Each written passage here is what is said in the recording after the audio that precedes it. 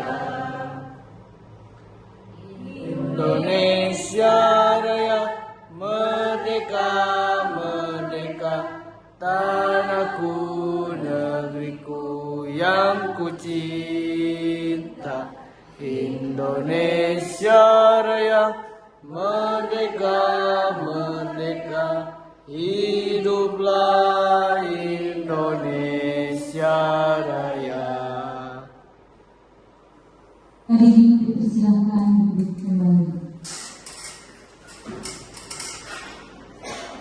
Acara yang ketiga yaitu sambutan dari Bapak Kepala SMP Negeri 5 Palembang, Bapak Dedi Prianto SPD MPD. Kami persilakan.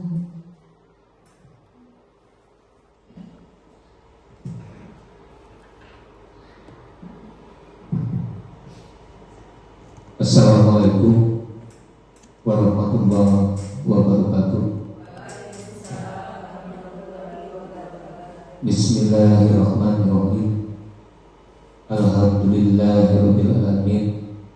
Wassalatu wassalamu ala asrofil anbiya wal mursalin wa ala alihi washabihi ajmain. Amma ba'du.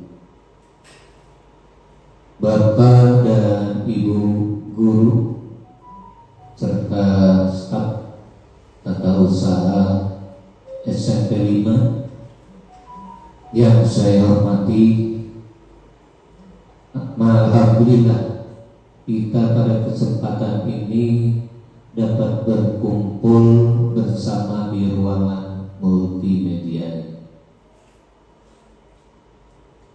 yang tentunya dengan zaman atau kemajuan zaman sekarang ini terjadinya penurunan karakter siswa-siswi, yang tentu penurunan karakter siswa-siswi tadi karena faktor eksternal ataupun faktor internal,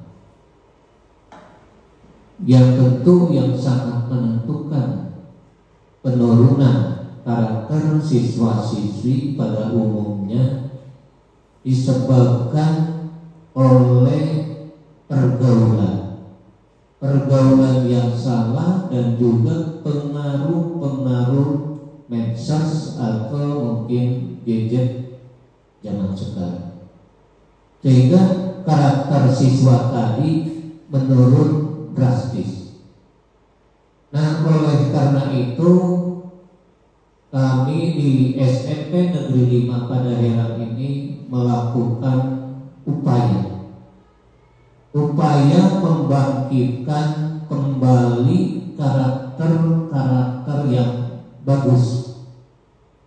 Jadi antaranya dengan pendidikan karakter melalui budaya senyum, sapa, salam, sopan dan santun, atau disingkat dengan 5S. Nah, tentu dengan penanaman pendidikan karakter melalui budaya 5S itu diharapkan khususnya siswa-siswi SMP Negeri 5 Padaherang berangsur-angsur karakternya lebih baik. Karena dengan penanaman budaya karakter 5S tadi selalu kita menjaga atau selalu berada menyambut siswa di gerbang dengan senyum, dengan sapa, salam, sopan dan santun yang dicontohkan oleh Bapak Ibu guru di kehidupan sehari-hari, baik itu di kelas dan juga di lingkungan sekolah. Insya Allah hal tadi dapat menumbuh kembangkan kembali karakter yang sudah merosot, karakter yang sudah jelek. Itu diharapkan seperti itu. Dan mudah-mudahan Bapak dan Ibu semuanya tidak merasa bosan untuk memberikan contoh kegiatan 5S tadi, sehingga berdampak yang cukup besar terhadap siswa-siswi kita di SMP 5. Nah, mungkin dari saya tidak panjang, semangat menerapkan 5S di sekolah kita. Demikian dan terima kasih atas perhatiannya. Wabillahi taufiq wal hidayah. Wassalamualaikum warahmatullahi wabarakatuh.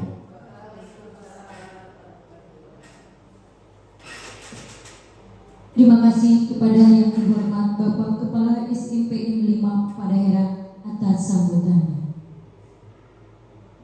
Kita ke acara inti, yaitu penyampaian diseminasi budaya positif yang akan disampaikan oleh Ibu Ella Rokaya SPD. Kami persilahkan.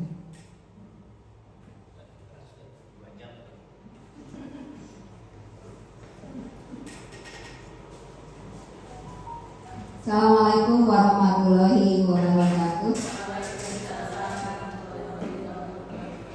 Bapak dan Ibu guru SMP Negeri 5 Padaherang yang saya hormati, staf TU dan semua warga yang ada di SMP Negeri 5 Padaherang yang saya hormati. Marilah kita panjatkan puji dan syukur kehadirat Allah Subhanahu wa taala yang telah memberikan beribu-ribu nikmat kepada kita semua, terutama nikmat sehat, sehingga kita bisa berkumpul di ruangan ini dalam acara diseminasi budaya positif. Salawat dan salam mari kita limpah curahkan kepada junjungan kita Nabi besar Muhammad Sallallahu Alaihi Wasallam, kepada keluarganya dan kepada kita selaku umatnya yang mudah-mudahan mendapat syafaatnya. Amin ya Allah ya Rabbal Alamin. Pada kesempatan ini saya akan menyampaikan tentang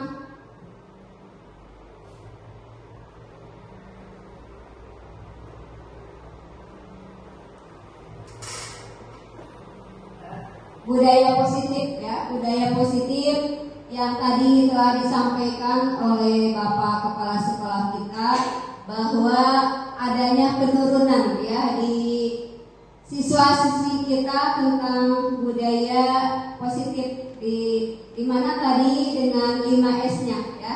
Ada salam, sopan, santun. Kemudian yang selanjutnya dalam budaya positif itu yang pertama yang ingin saya tanyakan adalah apakah Bapak dan Ibu di sini setuju dengan pernyataan ini? Hukuman dapat mendisiplinkan anak. Setuju tidak, Bapak dan Ibu? Bahwa hukuman, dengan adanya hukuman yang diberikan di sekolah bisa mendisiplinkan anak-anak. Setuju? Setuju. Ada yang tidak setuju? Oke, pada dasarnya setuju semuanya ini. Oke, kita lihat ya. Ternyata pemberian hukuman itu berdampak negatif pada siswa. Kenangan tersebut akan terus teringat sebagai pengalaman pahit walau mereka telah dewasa.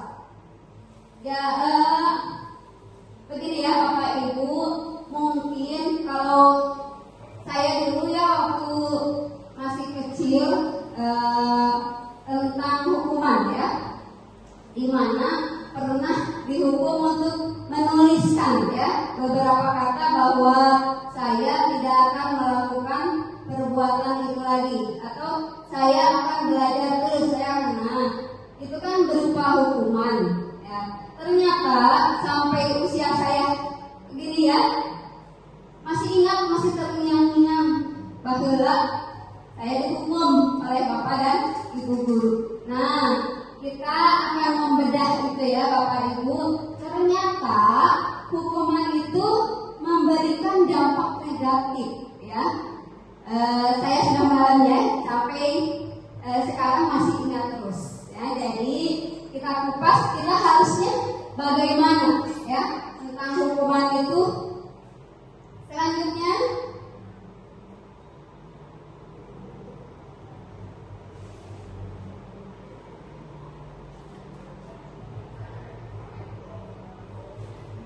lalu bagaimana kita bersikap sebagai guru ketika menemui siswa yang melanggar peraturan?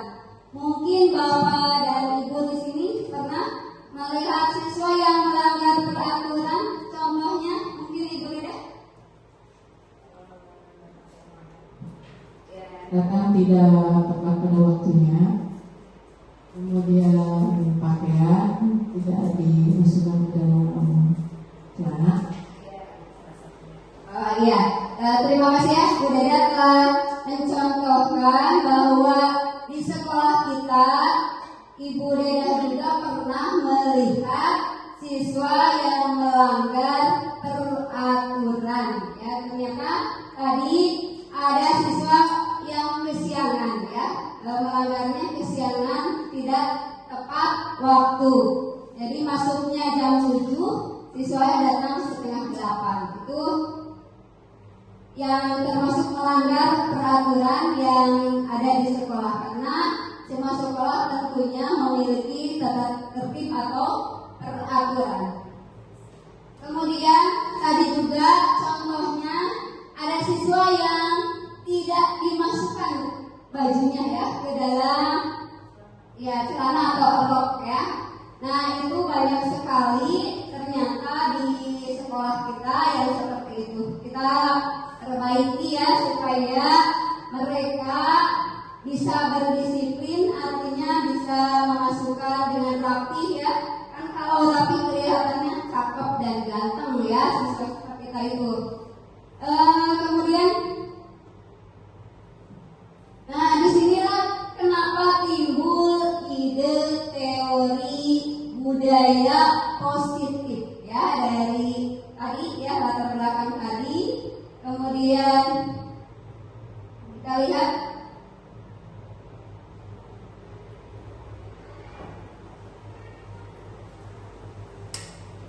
kita akan bahas di sini saya ya.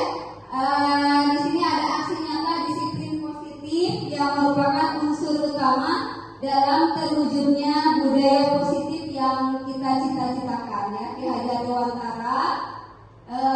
Dalam filosofisnya di sana dinyatakan bahwa anak-anak itu ibaratnya benih-benih ya, benih-benih padi yang harus kita tanam dengan baik, kita rawat dengan baik.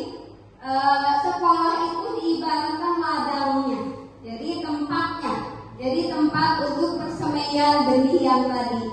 Kalau kita merawat dengan baik benih-benih tadi ya, kita rawat dengan baik, artinya siswa-siswa kita didisiplinkan, kemudian tingkah lakunya kalau ada yang menyimpang kita betulkan, maka insya Allah cita-cita bangsa Indonesia mencerdaskan anak Indonesia sesuai dengan profil pelajar Pancasila maka akan terwujud ya, di mana profil pelajar Pancasila yaitu berketuhanan yang Maha Esa, kemudian bernalar kritis, mandiri ya, kemudian bertanggung jawab, bergotong royong. Nah itu diharapkan di kurikulum Merdeka itu tercipta ya profil pelajar Pancasila ya. Jadi siswanya beriman dan bertakwa kepada Tuhan Yang Maha Esa, kemudian saling menghormati ya, kemudian kreatif siswa-siswanya. Itu yang diharapkan di kurikulum sekarang. Kemudian ini rentetan budaya positif yang ada. Yang pertama disiplin positif dan nilai-nilai kebajikan universal. Yang kedua teori motivasi, hukuman dan penghargaan. Ada restitusi. Yang ketiga keyakinan kelas. Yang keempat kebutuhan dasar manusia dan dunia berkualitas. Yang kelima restitusi dengan 5 posisi kontrol kita sebagai guru. Kemudian ada segitiga restitusi. Ini yang akan kita bahas ya. Oke, kita lihat perubahan paradigma ya. Ini ada kepalan tangan, ada tangan A dan tangan B. Jadi tangan Bapak dan Ibu sendiri yang A dan yang B teman Bapak dan Ibu. Kita lihat bagaimana. Sobeklah secari kertas kecil, tuliskan benda atau sesuatu yang sangat berharga untuk Bapak dan Ibu. Letakkan di salah satu tangan Bapak dan Ibu, kemudian genggam benda tersebut dengan segala daya, buatlah segala kepalan. Teman Bapak dan Ibu akan mencoba dengan sekuat tenaga, dengan meminta berbagai cara, dengan rayuan ya, memberikan benda untuk bisa meminta benda tersebut.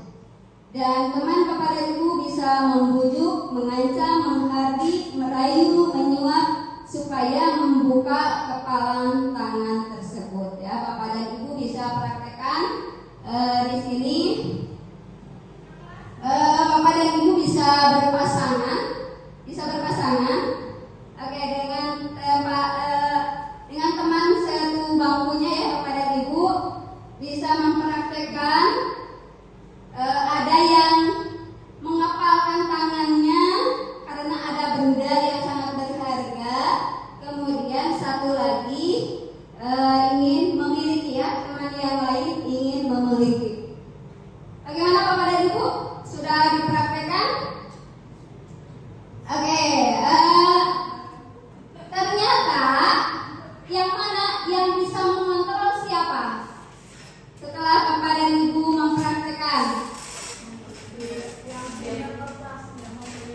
Ya, yang punya kertas jadi diri sendiri. Artinya kita bisa mengontrol diri kita sendiri. Jadi sama artinya dengan peraturan. Seharusnya kita tahu diri. Maksudnya kalau siswa itu kan harus tahu ya masuk itu jam 7. Jadi tahu dengan sendirinya sebelum jam 7 sudah ada di sekolah. Maksudnya seperti itu. Jadi mengontrol dirinya sendiri. Jadi siswa itu tahu bisa siang, bisa kepagian atau sangat pagi sekali itu dengan diri sendiri. Bisa mengatur diri sendiri. Itu seperti itu ya. Kemudian, nah ternyata apa yang dilakukan kita ini ya selama ini hanya ilusi ya untuk guru mengontrol murid ya, mengontrol itu hanya ilusi ternyata ya. Padahal kita pengennya selalu ingin memerintah ya. Karena ingin mendisiplinkan siswa ya ingin memerintah siswa supaya siswanya berlaku baik ya, supaya siswanya tidak kesiangan. Jadi inginnya mengontrol terus. Nah, ternyata itu hanya ilusi guru.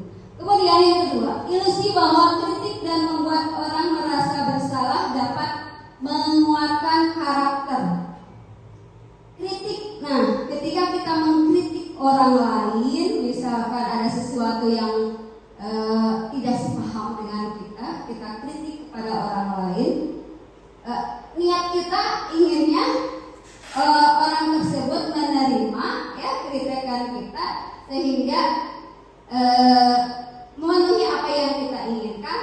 Nah, itu ternyata hanya ilusi saja. Kemudian yang selanjutnya, bahwa semua pengetahuan efektif dan bermanfaat.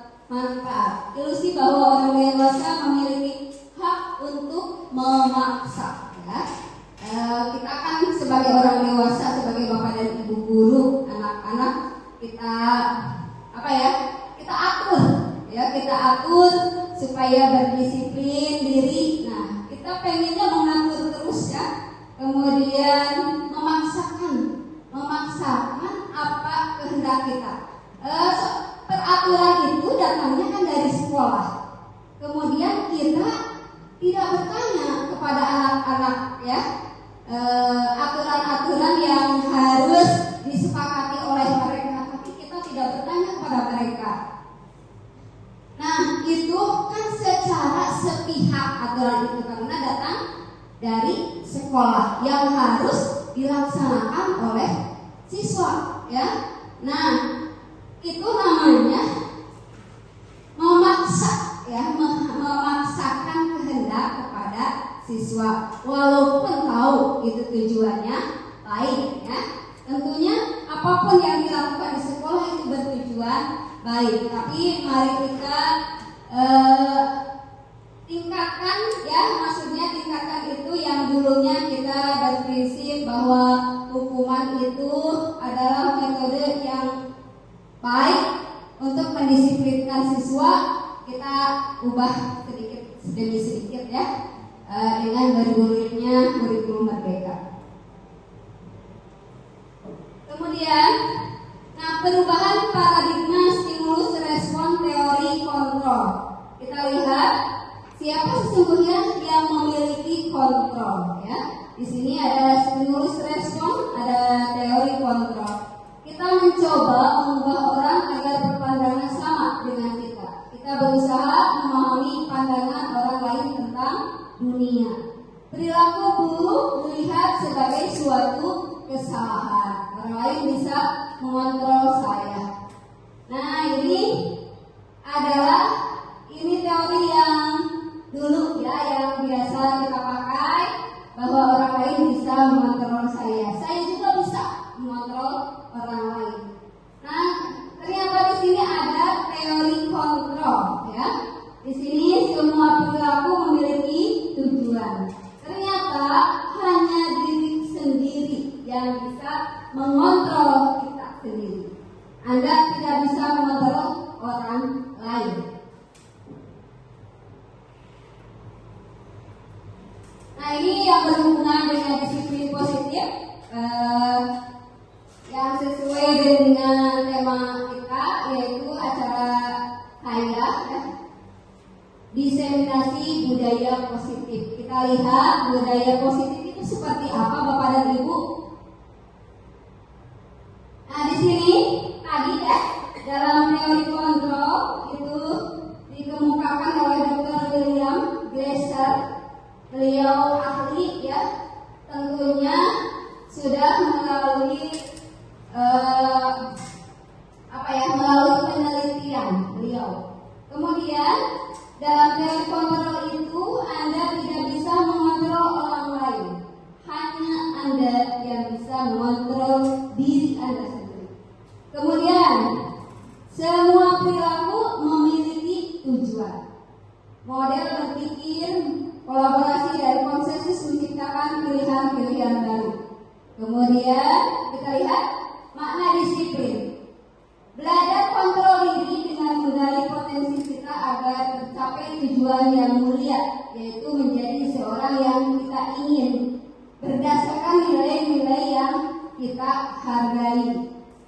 Dalam teori ini ada teori motivasi yang kita kenal. Di sini ada motivasi ekstrinsik yang datang dari luar diri kita sendiri. Kemudian ada motivasi intrinsik yang ada pada diri kita sendiri. Motivasi ekstrinsik itu apa saja? Kita lihat. Nah, ternyata ekstrinsik itu untuk menghindari hukuman. Yang kedua, untuk mendapatkan imbalan. Contohnya begini ya Bapak dan Ibu, ketika siswa-siswa kita memiliki nilai yang bagus, prestasi yang bagus, tentunya ada imbalannya. Apa? Hadiah ya. Ringkat beberapa hadiahnya apa? Nah, itu imbalan ya. Ini untuk mendapatkan imbalan. Ini unsurnya datang dari mana? Dari orang lain, bukan dari diri kita sendiri ya. Jadi karena ada imbalan dari Bapak dan Ibu, dari sekolah ya, mendapatkan piala kalau ranking 1. Nah, ini unsur atau motivasi yang datang dari orang lain. Kemudian untuk menghindari hukuman. Siswa yang bagus artinya siswa yang mentaati aturan itu sebenarnya adalah yang ini untuk menghindari hukuman. Jadi itu supaya tidak dihukum. Contohnya saya memegang ekstra PMR ya Bapak dan Ibu. Kemudian ada siswa yang tidak latihan ya. Yang siswa latihan karena tidak mau dihukum, katanya tidak mau dihukum, jadi akhirnya latihan. Itu ekstrinsik ya dari orang lain, bukan dari dirinya sendiri ingin menambah ilmu atau resep dengan kegiatan PMR. Itu contohnya ya Bapak dan Ibu. Yang kedua, motivasi intrinsik ya, motivasi yang datang dari diri sendiri. Ini untuk menghargai diri sendiri, kemudian nilai-nilai kebajikan universal dan keyakinan kelas. Nah, inilah yang akan dikupas kita, dan kita mudah-mudahan sebagai guru kita bisa melaksanakan. Jadi siswa-siswa kita itu berdisiplinnya memiliki motivasi sendiri, bukan dari orang lain. Contohnya ini untuk jadi dengan latihan menghargai diri sendiri, gitu ya. Menghargai. Contohnya begini, menghargai diri sendiri. Ketika Teddy yang murid kelas 7D ya selalu melaksanakan tugasnya dengan baik, dengan tepat waktu ya. Karena itu motivasi yang ada diri sendiri. Dia juga menghargai dirinya bahwa dirinya mampu ya, bisa untuk mengerjakan PR itu, menghargai diri sendiri. Kemudian nilai-nilai kebajikan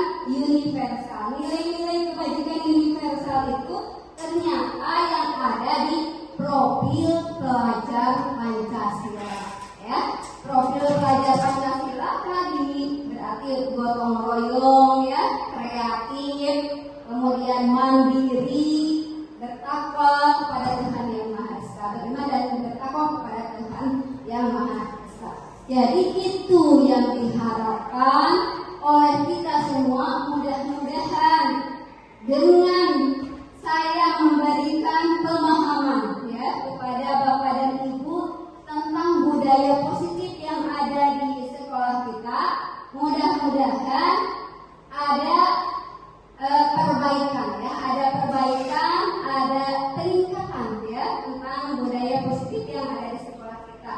Terutama siswa-siswi kita memiliki nilai kebajikan ya, nilai kebajikan universal ya, yaitu profil pelajar Pancasila.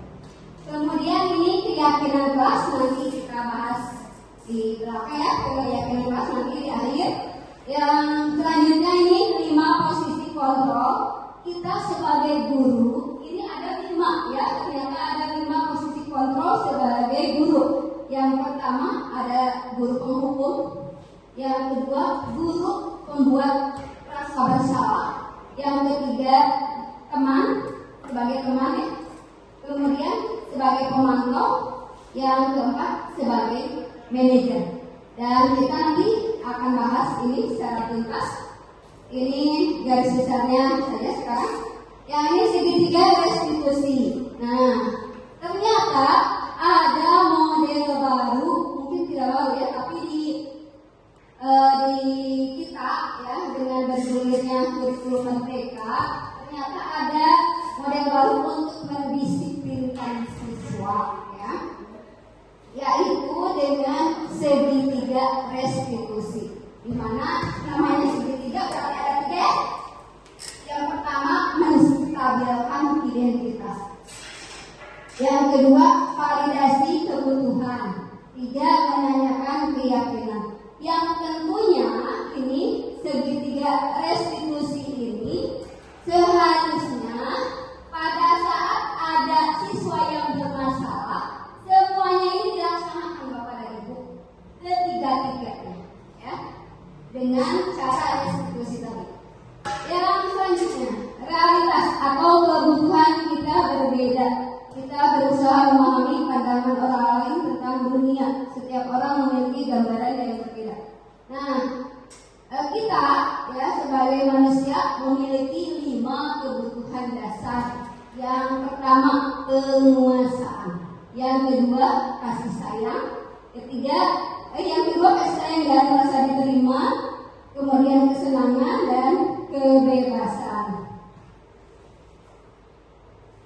Apakah mana disiplin ini? Kita lihat ya. Kita dari tadi disiplin terus ya. Nah, sih maknanya ya, apa kita lihat? Apakah mana disiplin? Disiplin itu ternyata berasal dari bahasa Latin, yaitu disiplina ya. Artinya itu belajar. Disiplin itu belajar Bapak dan Ibu ya. Bukan apa yang kita pikirkan tentang disiplin itu inginnya mengatur supaya bagus, mengatur supaya baik tingkah lakunya. Ternyata disiplin itu ya belajar. Kemudian makna asal dari kata ini berkonotasi dengan disiplin diri dan murid-murid Sokrates dan Plato. Disiplin diri membuat orang menggali potensinya menuju sebuah tujuan. Namun dalam budaya kita, makna kata disiplin telah berubah menjadi sesuatu yang dilakukan seorang pada orang lain untuk mendapatkan kepatuhan. Kecenderungan menghubungkan kata disiplin dengan ketidaknyamanan, bukan dengan apa yang kita hargai atau pencapaian suatu tujuan mulia. Nah ini ya, sesuatu yang dilakukan seorang pada orang lain untuk mendapatkan kepatuhan. Kita tahunya seperti itu ya Bapak dan Ibu, bahwa disiplin itu dilakukan seorang untuk mendapatkan kepatuhan. Kemudian membuat ketidaknyamanan ya. Sebenarnya ketika kita menghardik siswa ya supaya melakukan apa yang atau memerintah siswa supaya melakukan apa yang kita titah, apa yang kita suruh, itu sesungguhnya membuat siswa itu tidak nyaman, ya. Padahal bukan itu yang diinginkan, ya. Tidak membuat di sini kan membuat ketidaknyamanan. Kemudian, nah, nilai-nilai kebajikan yang tadi saya sebutkan tentang profil pelajar Pancasila, ya. Nah, ini adalah nilai, apa itu nilai-nilai kebajikan? Adalah sifat-sifat positif manusia yang merupakan tujuan mulia yang ingin dicapai setiap individu, ya, bersifat universal, lintas bahasa, suku bangsa, agama maupun latar belakang. Nah, di sini nilai-nilai kebajikan itu ternyata memiliki tujuan yang mulia, yaitu yang dicapai oleh setiap individu, bersifat universal, jadi keseluruhan, ya, tidak membeda-bedakan si A latar belakang ekonominya seperti apa, kemudian latar belakang pendidikannya bagaimana, kemudian agamanya itu agama apa, tidak dibedakan seperti itu, ya, nilai-nilai kebajikan itu. Tapi di sini nilai-nilai kebajikan untuk kita sendiri.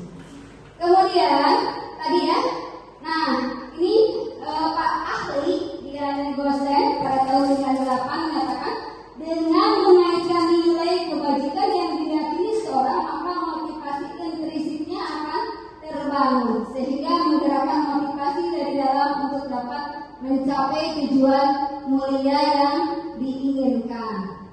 Nah, jadi menurut ahli ini, ya, nilai-nilai kebajikan itu terbangun lewat unsur intrinsik yang ada pada dirinya sendiri, ya, diri kita artinya. Nah, ini nilai-nilai yang dicapai oleh bangsa Indonesia, yaitu dikenal dengan profil pelajar Pancasila, ya, yang digaung-gaungkan terus pada kurikulum merdeka. Kita visinya juga harus sesuai profil yang mencerminkan profil pelajar Pancasila, visi sekolah kita juga seperti itu, ya. Nah, itu tentunya bagus, ya, nilai-nilai yang bagus, yang baik. Jadi harus kita yakini, ya, bahwa itu baik. Kemudian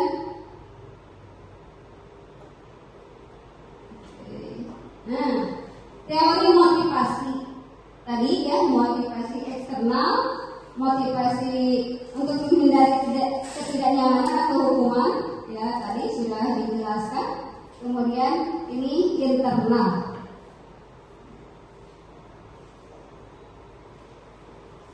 Oke, nah, menurut Ki Hajar Dewantara, Bapak Pendidikan kita, ya, kurikulum merdeka kita mendapatkannya dari filosofis Ki Hajar Dewantara, ya. Di sana merdeka itu artinya tidak hanya terlepas dari perintah, akan tetapi juga cakap buat memerintah diri sendiri. Artinya merdeka itu bukan hanya diperintah seperti itu, ya, tidak lepas dari perintah, tetapi bisa memerintah diri sendiri, artinya mengatur diri kita sendiri, mengontrol, kan, ya. Selanjutnya dihukum oleh penghargaan, kan, ya. Penghargaan menunjukkan kualitas, penghargaan mematikan kreativitas, penghargaan mengurangi motivasi intrinsik. Nah, saya mau bertanya ke Bapak dan Ibu, ya, tentang hukuman, kemudian tentang tadi sesuai dengan pertanyaan romantik, apakah hukuman bisa mendisiplinkan siswa? Kita lihat contohnya, ya. Di sini jawabannya kalau tidak hukuman, konsekuensi. Ketika begini, ya, konsekuensi itu ketika siswa tahu ada aturan, misalkan pada pelajaran olahraga, siswa kesiangan 5 menit, ya. Seharusnya jam 7, siswa datang jam 7 lewat 5 menit. Nah, berarti ketika pada jam sudah pemanasan, siswa baru datang. Nah, itu namanya kemudian pada dan menyuruh siswa untuk berlari, kan lari olahraga untuk pemanasan dulu ya kepada ibu. Jadi disuruh lari-lari anak untuk pemanasan. Nah, itu namanya konsekuensi. Apa? Berarti kesiangan, konsekuensinya harus lari sebentar. Itu pemanasan. Itu bukan hukuman ya kepada ibu kalau seperti itu. Kita lihat ya. Oke. Mencatat 100 kali di dalam buku kalimat. Saya tidak akan terlambat lagi karena karena terlambat ke sekolah. Ini menurut kepada ibu sebuah hukuman atau konsekuensi? Hukuman. Oke. Lalu memilih lapangan basket 2 kali karena terlambat hadir di sekolah. Hukuman. Yang ketiga, murid diminta untuk push up, ya. Kalau dulu ya, ketika tidak mengerjakan soal, ya, langsung push up jadinya di depan anak-anak. Nah, itu hukuman itu masih terngiang-ngiang ternyata ketika anak bercerita, ya. Setelah dewasa, ingat baik bahwa pernah dihukum kita push up di depan. Kemudian orang lain menyaksikan. Itu negatif sekali, artinya negatif itu menyakitkan ya, menyakitkan bagi siswa. Jadi ingat terus sampai tua bahwa pernah di push up karena tidak mengerjakan soal seperti itu ya.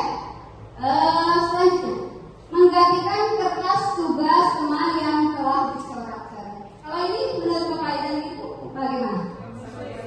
Ya, konsekuensi ini ya, karena teman itu sudah mengerjakan dengan baik-baik, maksudnya dengan susah payah, dengan ilmunya, ya, mereka mengerjakan, ada teman yang menyobeknya, tapi disuruh untuk menggantinya lagi, jadi itu namanya konsekuensi. Bagaimana yang merusak mematur.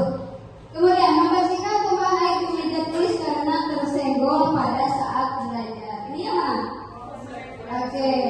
Kemudian murid disuruh untuk tidak mengenakan sepatu seharian karena tidak mengenakan sepatu hitam. Ya. Ini mungkin di sekolahnya ada aturan bahwa di sekolah itu menggunakan sepatu yang berwarna hitam. Ya. Nah, ketika aturan tersebut artinya siswa ini bukan siswa kesiangan tapi tidak memakai sepatu ya.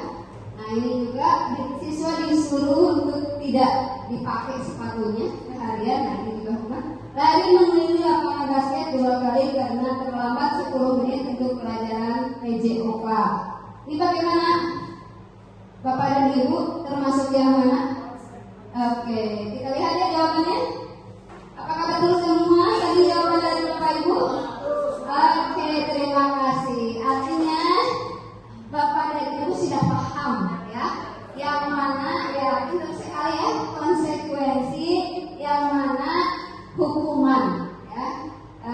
Antara hukuman dan konsekuensi itu, hukuman hal yang tidak baik sekali, konsekuensi terhadap ya, konsekuensi dan yang bagusnya nanti restitusi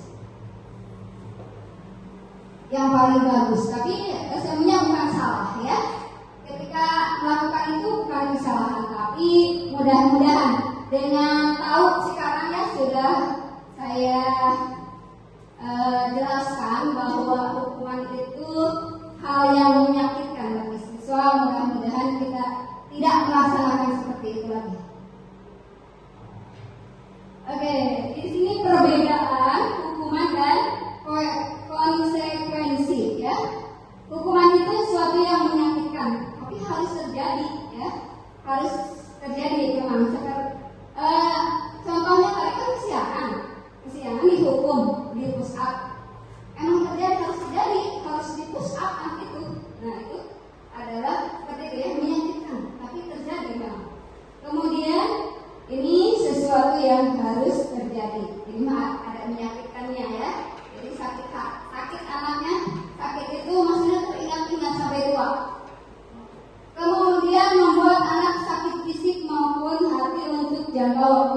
yang lama ini hukuman ya. Kemudian anak membenci kedisiplinan ya, dengan dihukum terus menerus ya, disuruh berkeliling atau membersihkan kamar mandi, WC ya. Nah, ini adalah membuat anak membenci kedisiplinan ya. Kemudian hukuman itu suatu paksaan, jadi dipaksa, mendorong anak menyakiti diri sendiri. Kemudian konsep diri yang buruk, anak belajar untuk menyembunyikan kesalahan, marah ya. Jadi anak tersebut sebenarnya marah dengan kita ketika dihukumnya. Kemudian rasa bersalah, ada rasa bersalah, dipermalukan karena di depan umum, di depan anak-anak yang lain. Sebenarnya ada punya rasa malunya, ada siswa tersebut ya.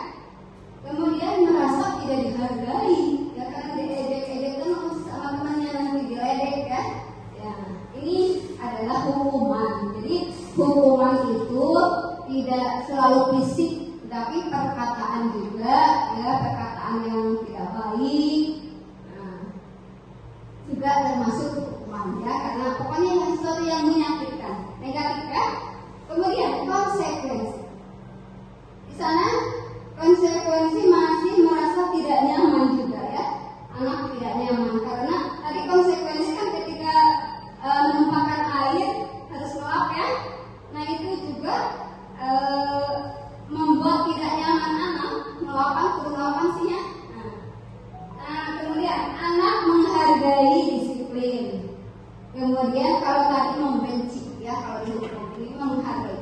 Yang kedua, anak akan mudah menyelesaikan diri, konsep diri yang baik, kehilangan hak, dibuat tidak nyaman, diasingkan untuk sementara. Nah, yang selanjutnya apa itu restitusi ya? Ternyata restitusi itu yang digerakkan pada sekarang ya. Restitusi adalah proses menciptakan kondisi bagi murid untuk memperbaiki kesalahan mereka, sehingga mereka bisa kembali pada kelompok mereka dengan karakter yang lebih kuat. Restitusi juga merupakan proses kolaboratif yang mengajarkan murid untuk mencari solusi untuk masalah mereka, membantu murid berpikir tentang orang seperti apa yang mereka ingin menjadi tujuan mulia, dan bagaimana mereka harus memperlakukan orang lain. Ini kata para ahli ya Bapak Ibu, tentunya sesuai sudah melalui penelitian ya. Jadi bahwa restitusi itu membuat anak memperbaiki kesalahan. Jadi setelah tahu kesalahannya, mencari solusinya sendiri bagaimana. Setelah punya solusi tentunya diharapkan tidak melakukan hal seperti itu lagi. Itu restitusi. Nah, ada ciri-cirinya untuk restitusi itu. Jadi Bapak dan Ibu sekarang tahu ya cara mengatasi anak yang tidak baik itu dengan cara restitusi. Yang pertama cirinya bagaimana yang termasuk restitusi itu? Bukan untuk menebus kesalahan, namun untuk belajar dari kesalahan. Memperbaiki hubungan, tawaran, ditawarkan kan anak ditanya dulu Bapak dan Ibu kenapa melakukan. Seperti halnya bolos ya, kasus yang terjadi di kelas saya, bernama Rahman ya namanya.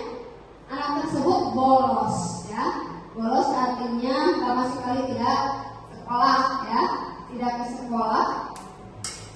Nah di sana saya kan ditanya anak tersebut kenapa sampai bolos tidak sekolah ya, alasannya apa? Ternyata Bapak dan Ibu alasannya itu dibully, katanya dibully oleh teman-temannya, dipalakan ya, diminta uang dengan paksa, akhirnya anak tersebut tidak ke sekolah. Nah itu kan saya harus menanyakan dulu kenapa ya, tidak ditanya dulu. Kemudian setelah ditanya apa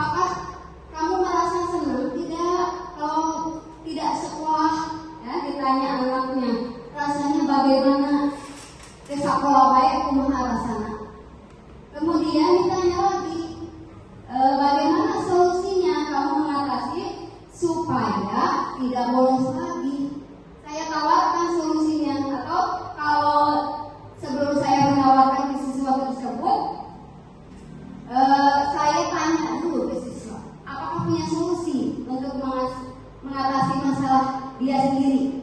Kalau dianya tidak punya solusi sendiri, saya tawarkan. Tapi mudah-mudahan ya, ketika Bapak dan Ibu menemui permasalahan yang terjadi pada siswa-siswa kita, siswa itu sendiri punya solusinya bagaimana ya.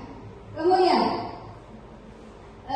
restitusi adalah restitusi mencari kebutuhan dasar yang mendasari tindakan, menuntut untuk melihat ke dalam diri adalah cara yang paling baik. Restitusi fokus pada karakter, bukan tindakan. Restitusi fokus pada solusi. Ini yang di garis bawah ya. Restitusi itu fokus pada solusi. Jadi harus ada solusi, harus ada keyakinan ya. Bagaimana cara memperbaiki kelakuannya atau memperbaiki permasalahan yang terjadi pada dirinya. Kemudian di sana tadi ya ada hukuman, ada konsekuensi, ada restitusi. Ternyata hukuman itu identitasnya identitas gagal. Kalau hukum budak gagal ya. Kemudian ini konsekuensi yang terjadi dan ini restitusi. Restitusi merupakan pilihan ya.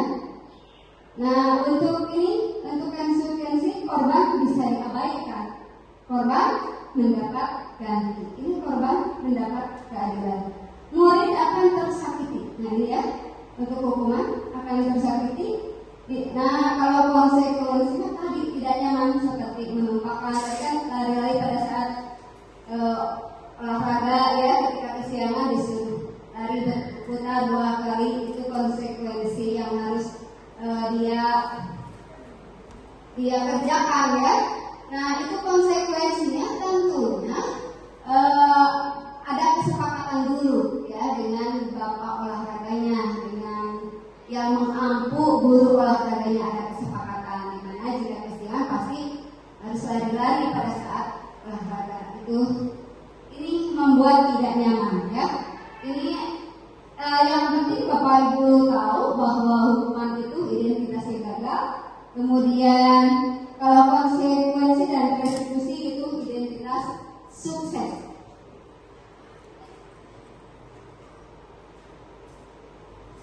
Nah, gini ya, kita mengapa tidak peraturan saja? Mengapa harus keyakinan kelas? Di sana ada kasus ya. Mengapa kita memiliki peraturan harus menggunakan helm bila mengendarai kendaraan roda 2? Kenapa Bapak dan Ibu? Bapak dan Ibu kalau memakai sepeda motor ya, pakai helm tidak? Ya, kenapa saya tanya ya? Bapak Ibu pakai helm? Untuk? Iya, untuk pengamanan, untuk pengamanan. Selain pengamanan untuk apa lagi? Iya, mematuhi aturan itu pengamanan ya. Tentunya selain pengamanan itu mematuhi aturan ada keselamatan kita ya, supaya maksudnya di kepalanya ya, melindungi kepala kita supaya tidak cedera ya kepalanya apabila terjadi sesuatu dengan kita. Karena ada pelindungnya helm, maka kita dijauhkan dari mara bahaya ya, mudah-mudahan. Kemudian kita memiliki peraturan. Nah ini 3M, menggunakan masker, mencuci tangan dan menjaga jarak ini yang terjadi ketika COVID ya. Kenapa ini contohnya? Karena kita sudah melewati COVID ya. Nah ini kan dulu waktu COVID seperti ini ya, kita di sekolah harus memakai masker terus ya, kemudian harus jaga jarak dengan siswa, kemudian harus selalu mencuci tangan. Sebenarnya menurut saya hal-hal ini baik walaupun kita sudah bebas dari COVID ya. Kalau kita lakukan juga itu untuk kesehatan, menurut saya bagus ini ya.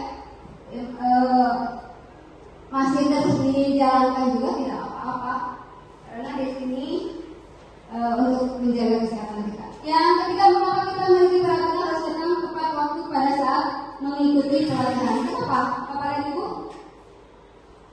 Mengapa kita memiliki peraturan yang harus tepat waktu pada saat mengikuti pelatihan? Biasanya kalau kita mengikuti pelatihan ya, kita diklat, di sana kan tercantum ya tempatnya di mana, kemudian waktunya kapan, misalkan jam 8. Bapak dan Ibu akan berangkat jam berapa? Kira-kira. Ya, kalau tempatnya misalkan tempatnya di Pangandaran. Dari sini kan jaraknya agak lama ya ke Pangandaran. Bapak dan Ibu akan berangkat jam berapa? Jam 6 ya, seperti saya juga ya.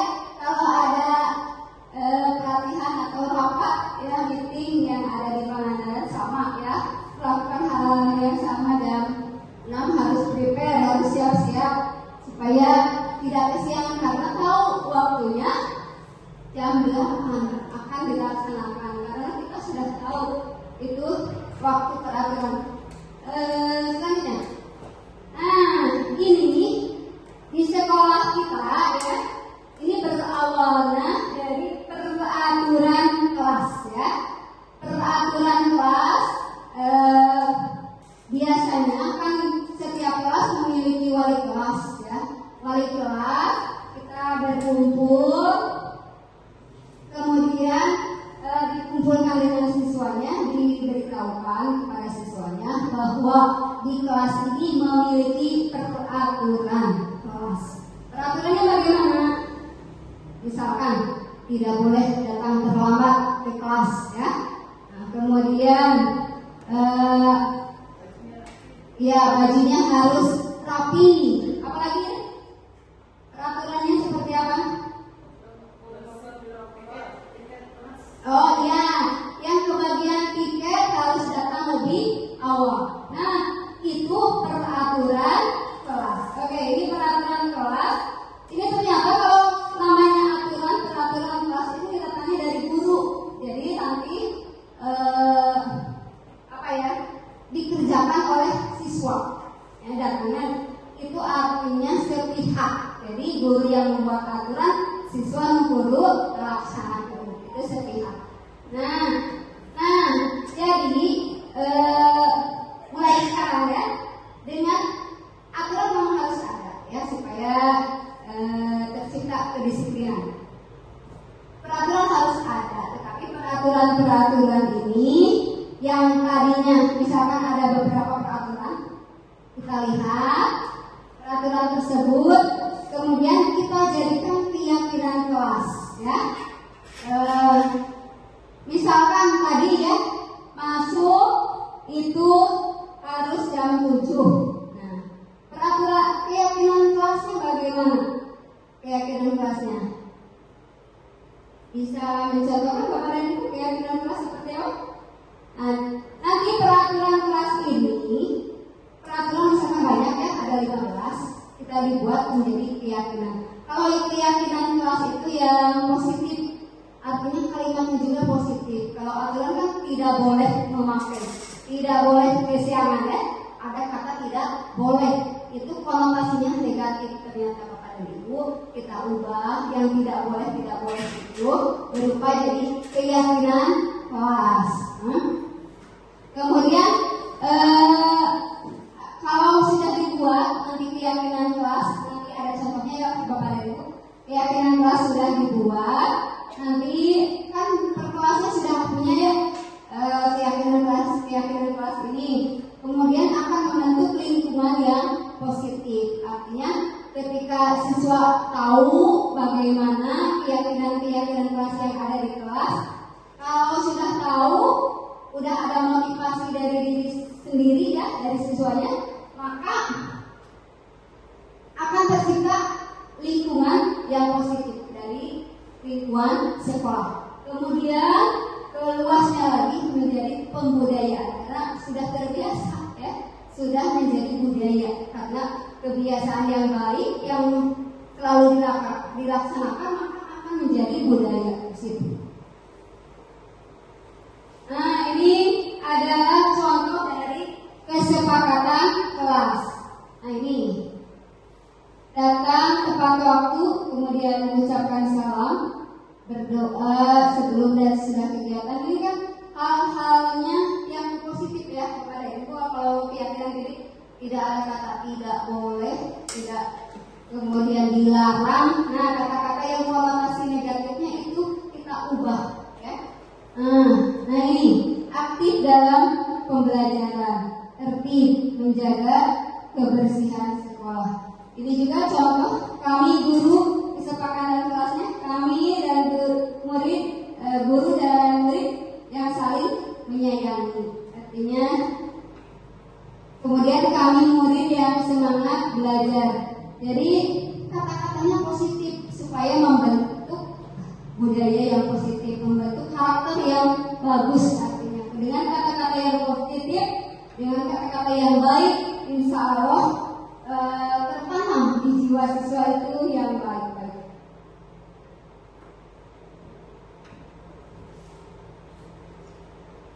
Nah, jadi kegiatan pendalaman keyakinan kelas, ya.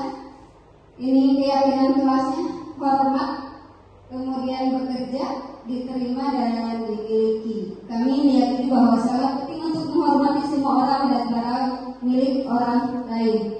Kemudian bekerja, kami meyakini bahwa sangat penting untuk mengerjakan segala pekerjaan atau mengikuti kegiatan yang telah ditugaskan. Selanjutnya, nah ini kita peraturan keyakinan kelas. Nah kalau dulu ya, biasanya kalau di perpus ya ada aturan-aturannya yang ada di perpus ya. Selalu kembalikan buku ke tempatnya. Ini adalah peraturan ya. Kalau keyakinan kelasnya bagaimana? Tanggung jawab. Jadi siswa teh apal ya. Lamun geus meminjam buku pasti sudah baca di perpus ya. Langsung dikembalikan, tidak tanggung jawab orang kita mah mengembalikan ke tempatnya itu sudah tanggung jawab. Jadi tertanam sudah di jiwa ya, di diri anak sendiri punya motivasi bahwa itu mah tanggung jawab orang. Jadi tidak harus ada ini tulisan ini, tidak ada tulisan ini, sudah tertanam di jiwa anak. Kemudian hadir di sekolah 15 menit sebelum pembelajaran dimulai. Itu artinya menghormati orang lain atau berkomitmen ya. Kemudian dilarang melakukan kekerasan. Keyakinan kelasnya demi keselamatan ya, untuk menghormati orang lain. Dilarang menggunakan narkoba. Nah, biasanya gitu ya. Dilarang memakai narkoba, mengedarkan menggunakan narkoba. Nah, itu adalah suatu aturan. Apa keyakinannya? Kesehatan, bahwa narkoba itu tidak baik bagi kesehatan. Kita meyakini bahwa narkoba itu tidak bagus, tidak baik, makanya kita tidak makan narkoba.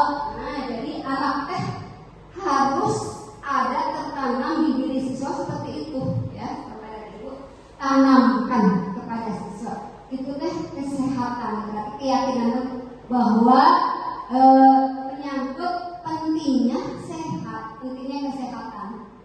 Kemudian bergantian atau menunggu giliran, gunakan masker sama ini kesehatan, pentingnya kesehatan, pentingnya keselamatan. Nah, kemudian ini ya Bapak dan Ibu, saya sudah melakukan pembuatan keyakinan kelas yang ada di kelas D. Ini sebenarnya saya lakukan untuk mata pelajaran yang diampu oleh saya ya, untuk bahasa Inggris. Tapi Bapak dan Ibu bisa gunakan untuk khususnya untuk kelas 8D ya, oleh kelasnya. Tapi kalaupun ada keyakinan yang mau ditambahkan, silakan. Nah, ini di sini siswa yang membuatnya sudah ada. Ini keyakinan kelas ini masih kurang ya kepada itu seharusnya. Kan ini hasil kesepakatan ya. Ditanya siswanya pengennya seperti apa, keyakinan kelas yang ada di kelas kita itu maunya seperti apa. Karena sudah kesepakatan, siswanya tanda tangan ya. Bapak dan Ibu seharusnya di sini. Siswanya menandatangani, inilah hasil kita semua, kesepakatan kita. Kalau sudah sepakat kitanya, artinya sudah tertanam di jiwa anak, ya, insya Allah anaknya tidak lagi melanggar. aturan yang ada. Ini ketika proses ya pembuatan harus kolaborasi. Ternyata kolaborasi itu sangat penting ya. Jadi kolaborasi itu berkelompok, berdiskusi ya. Kemudian ini hal-hal yang baik tadi yang dilakukan di sekolah kita yang sudah dilakukan ini ketika berdoa. Jadi sebelum melakukan apapun kegiatan kita dahulukan dengan berdoa. Kemudian ini seperti tadi kata Pak Kepala menyatakan 5S ya. Sapa, senyum, salam, kemudian sopan dan santun. Ini sepertinya kita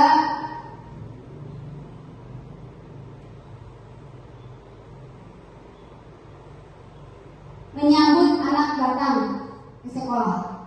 Kemudian tadi ya berkenaan dengan kebutuhan dasar manusia, yaitu kasih sayang, penguasaan, kesenangan dan kebebasan serta bertahan hidup tadi sudah ya. Kita ke yang terakhir ini, bukan yang terakhir, masih ada lagi 5 posisi kontrol ya. Sebagai guru ternyata ada 5 posisi kontrol yang mungkin kita sudah laksanakan kepada ibu, tapi kita tidak tahu itu yang mana posisi kita di mana. Nah di sini posisi kontrol sebagai guru ada yang di sini penghukum, osok hukuman baik budak ya. Kita guru sebagai penghukum. Kemudian pembuat rasa bersalah. Nah kalau hukuman dia menunjukkan ke budaknya tunjuk baik hukum. Itu kalau untuk tunjuk itunya, nah itu artinya hukuman bagi siswa. Itu sakit ya, siswa akan mengalami kesakitan itu sampai tua ya, sampai seumur hidup ingat baik sakitnya. Nah kemudian membuat orang bersalah. Nah ibu kecewa seharusnya ya, kamu itu tidak melakukan ini.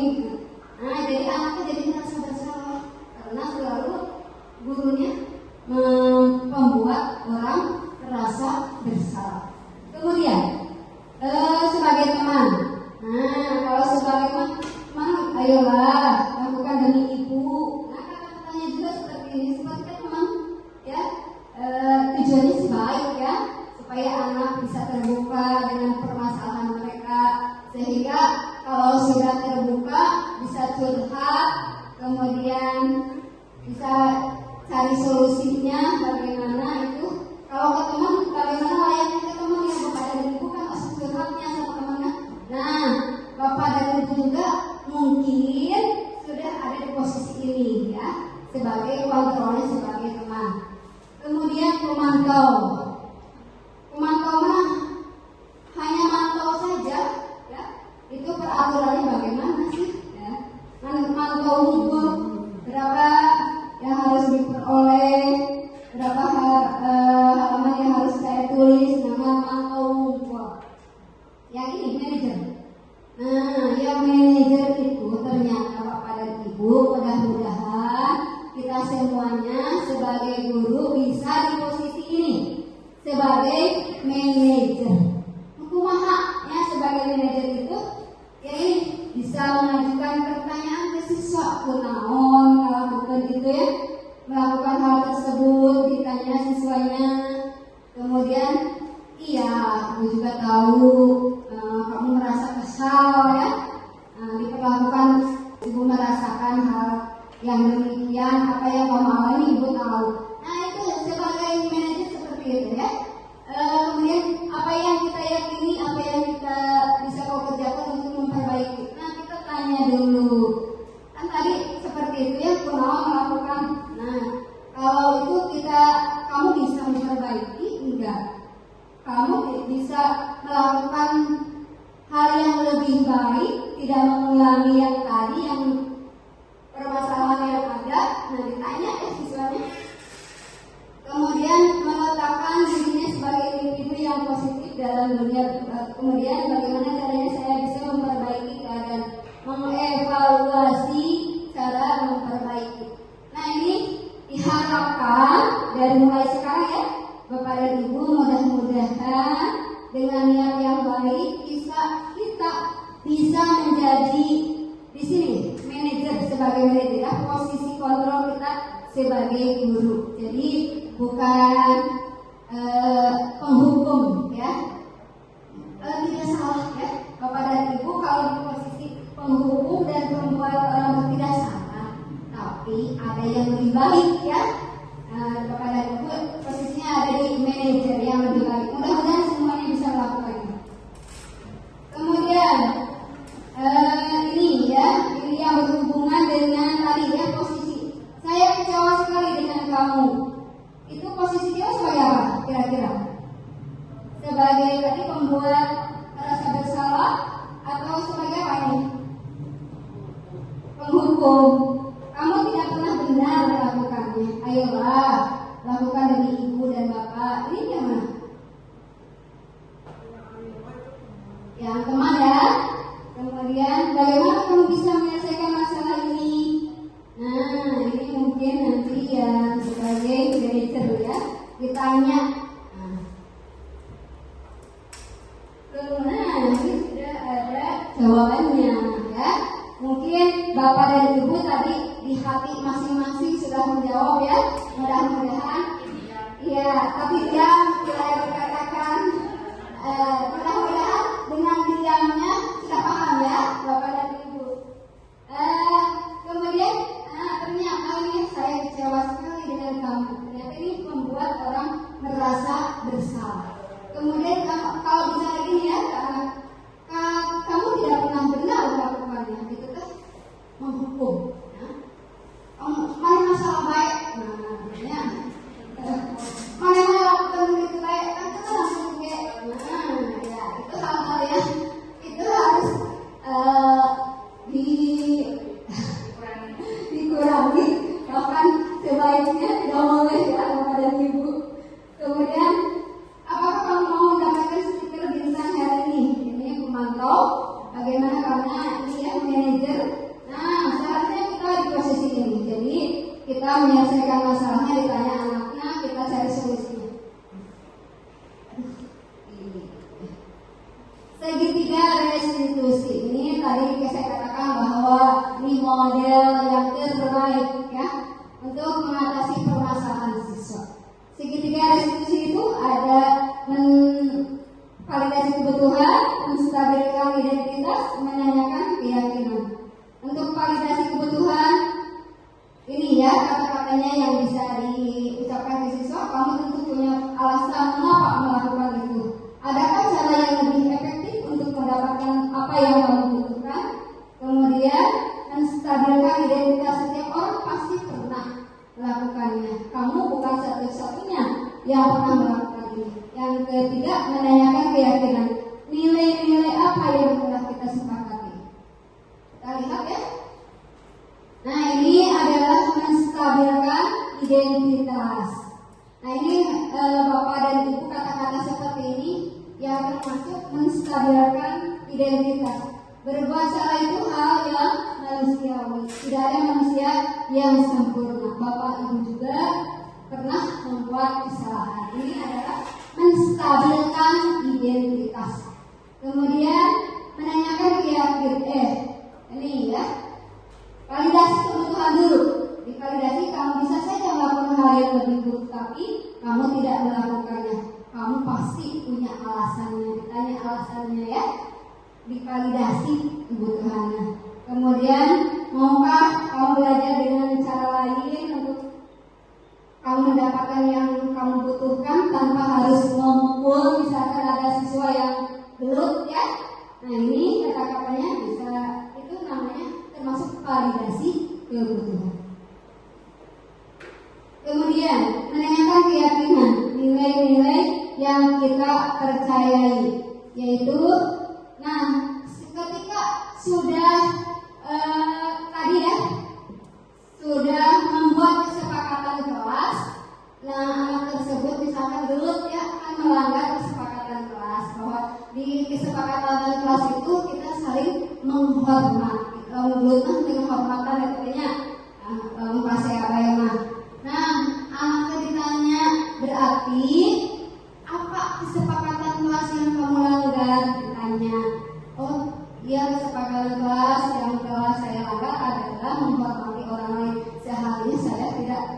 menggosok atau memukul orang lain ya, tapi saya melakukannya. Saya tahu itu melanggar. Jadi siswanya tahu, yakin dengan keyakinan kelasnya ya. Kemudian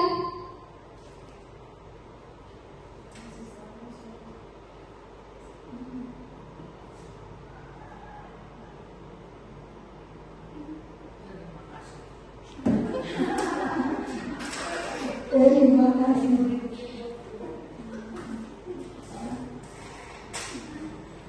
Oke ya, Bapak dan Ibu, itu semuanya sudah selesai. Itu yang terakhir tentang tadi ya, restitusi.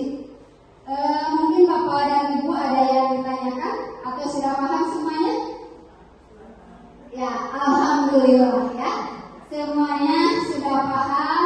Mudah-mudahan mulai hari ini kita niatkan ya untuk mendidik anak-anak kita dengan baik ya, dengan tadi apa yang saya utarakan, mudah-mudahan bisa dilaksanakan. Posisi kita sebagai manajer ya, bukan sebagai penghukum ya. Mudah-mudahan bisa terlaksana apa yang tadi oleh Bapak Kepala sampaikan, bahwa kita membudayakan menyapa ya, menyapa siswa, kemudian berlaku sopan dan santun. Kalau kita sopan, kemudian bahasanya yang baik, insya Allah anak-anak kita meniru, karena kita sebagai suri tauladan. Seperti ada semboyan Ki Hajar Dewantara ya, semboyan 3 pendidikan Ki Hajar Dewantara, yaitu Ingarso Sung Tulodo ya. Kita di depan menjadi tauladan, menjadi contoh siswa dengan berbuat baik, menjadi tauladan, memberi contoh dengan bahasa yang baik kepada kita ya, dengan guru, kemudian dengan siswa. Mudah-mudahan siswa meniru apa yang kita contohkan. Kemudian tadi Imadlo dari tengah kita memberi spirit ya, memberi semangat ya. Kemudian Tuturi Handayani dari belakang kita selalu mendorong, mudah-mudahan pendidikan ini lebih baik lagi, lebih meningkat lagi.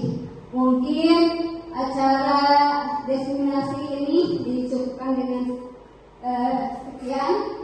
Saya minta maaf apabila ada kata-kata saya yang telah menyinggung Bapak dan Ibu. Kemudian ditutup dengan wabillahi taufiq wal hidayah.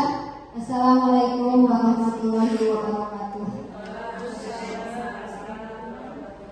Baca hamdalah bersama-sama. Alhamdulillahirabbil alamin.